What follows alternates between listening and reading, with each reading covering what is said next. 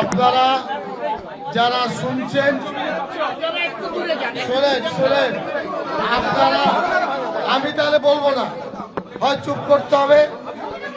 আমি প্রথমেই বলে নিচ্ছি, খুব ভালো করে শুনুন। প্রেস বন্ধুদের সাথে নন্দীগ্রাম থেকে আমাদের সম্পর্ক। সিপিএম এর কমরেডরা যখন নন্দীগ্রামে ঢুকতে দেয়নি,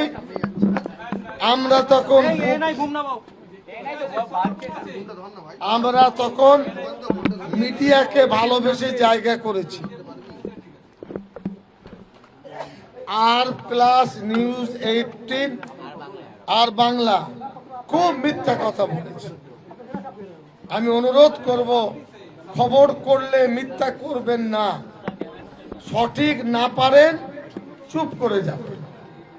আপনাদের বলবো, আজ এয়ারপোর্ট মসজিদের জন্য পশ্চিম বাংলার 4 কোটি মুসলমানের জন্য পশ্চিম বাংলায় ধর্ম নিরপেক্ষ, ভাই কথা বলবেন না, ধর্ম নিরপেক্ষ গণতান্ত্রিক দেশপ্রেমিকের জন্য একটা কালা দিবস। অসংখ্য অমুসলিম ভাইরা টেলিফোন করেছেন, সাহেব কালকে আমাদের মন্দিরও তো বন্ধ করে দিতে পারে। আমরা অত্যন্ত শান্ত। हम फोन कर देंगे भाई, सीधा मसला, बात सुन लीजिए, उर्दू भी कहेंगे। आज আমরা দুঃখিত, পশ্চিম বাংলায় কি করছেন আপনারা? ছোট আলোচনা কি আছে, ধৈর্য ধরুন। আমি বলছি, আজকে অসংখ্য পুলিশ আগ্নেয়াস্ত্র নিয়ে রেডি হয়ে এসেছে, কিছু ঘটবে। এই যে খরচ, এই যে পুলিশদের গরিমা নষ্ট হলো, বিভ্রান্ত হলেন, এটা আমাদের জন্য দুঃখদায়ক। পুলিশের সোর্স ফেল, যে মিডিয়ারা বলেছেন তাদের বলবো, বাবা মায়ের পায়ে আশীর্বাদ নেন, যে আর মিথ্যা বলবো না। আমাদের ক্ষতি করার জায়গা নেই, আমরা ইঞ্চি মেপে চলি।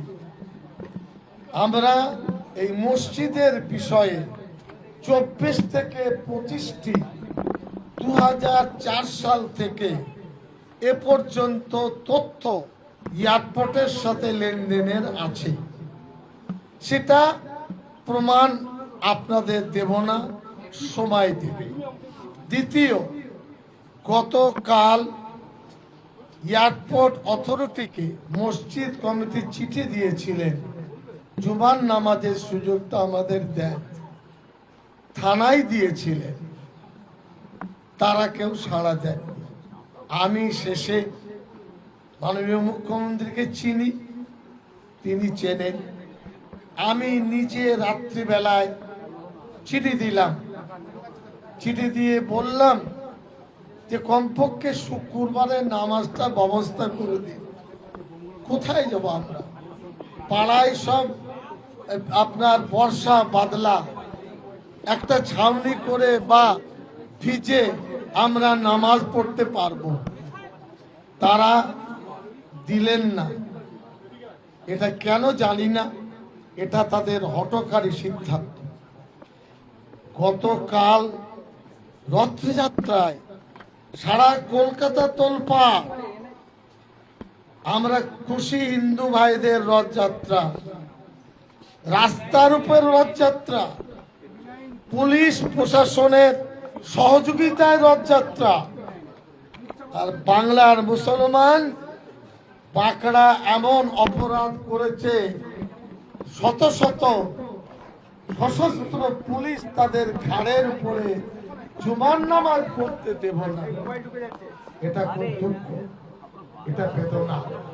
আমরা আশা করি, আমরা চাইছি এয়ারপোর্ট অথরিটি মসজিদ খুলে দিক, গতকাল মুখ্যমন্ত্রীর কোন একজন প্রিন্সিপাল সেক্রেটারি কোন একজন ব্যক্তির মাধ্যমে যোগাযোগ করেছেন, আমি উত্তর দিয়েছি। আমি বলিনি যে সিএম এর সাথে কথা বল, সিএম ব্যস্ত আছে। আমার জানা ছিল না যে আজকে হোম মিনিস্টার তিনি রাজ্যে আসবেন, কিন্তু জুমার দিন তারপরে কি বলেছেন না বলেছেন তাদের কাছে জেনে নেবেন। আপনারা তাদের কথা আমাদের জিজ্ঞাসা করবেন। আমাদের সিদ্ধান্ত, আইনের রাস্তা খোলা। এক। দ্বিতীয় হলো সারা রাজ্যের 22টি জেলা, আমি বলছি দায়িত্ব নিয়ে, শান্তিপূর্ণভাবে 1 কোটির বেশি মানুষ নিজের মসজিদে দোয়া করেছেন, যথাসাধ্য কালো ব্যাজ পরে প্রতিবাদ করেছেন। দুঃখের কথা, বেদনার কথা। নেক্সট স্টেপ, এক হলো আদালত, আর একটা হলো অফিসিয়ালি চিঠি রাজ্যবাসীর পক্ষ থেকে। সেটা কমিটি আলোচনা করে ঠিক করবে। আর মিডিয়াদের বলবো, অতিরিক্ত কোনো প্রশ্নের জায়গা আপনাদের নেই, বিরক্ত করবেন না। আপনাদেরকে সম্মান দিয়ে রাখার চেষ্টা করবেন।